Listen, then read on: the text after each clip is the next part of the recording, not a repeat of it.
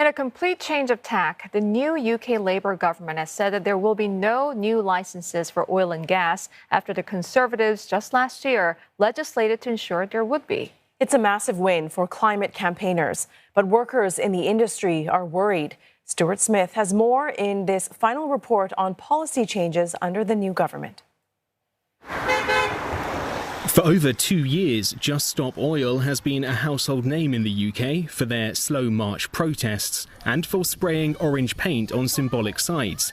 It was founded to achieve what the new government has now made law, but not before the previous one launched a new round of oil and gas applications and approved dozens of new licenses, arguing that these were crucial to energy security and stability. In 2021, the International Energy Agency said if governments are serious about climate change, there can be no new oil and gas from this moment.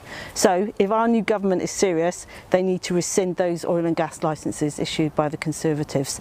The new Labour government says it won't do that. It would likely mean legal action from energy companies for breaking contracts. Campaigners want the government to do it anyway. Look what the Labour government did in 1946. So they inherited a country, they were given a mandate by the country that was in debt, that was traumatised, that had been bombed, and they did something remarkable.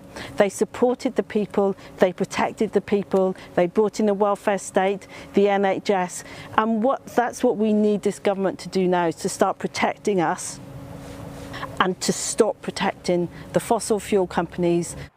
The government plans for the UK to be net zero carbon emissions by 2050, although it remains off track. Its independent climate advisors found current credible commitments will only take the country a third of the way to its 2030 milestone and a quarter of the way to 2037 targets.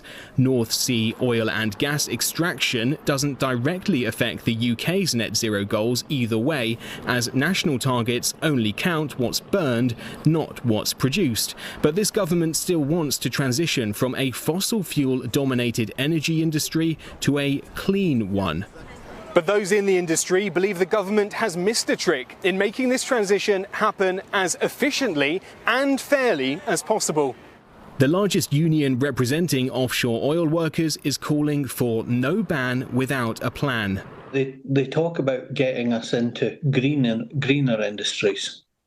But they've no plan for how they're going to do that, how they're going to retrain us, where these vacancies are going to be and what we're going to be doing. The skills needed to maintain offshore oil are similar skills to those needed to maintain offshore wind, the UK's greatest renewable energy generator. But offshore workers are finding separate regulations and qualifications are preventing an easy switch. Organise something for us. Tell us what you want. Tell us what we need. Because these guys can do it. They're problem solvers. They're guys who have gone offshore and know how to work a system, safety systems, and all the training that they get.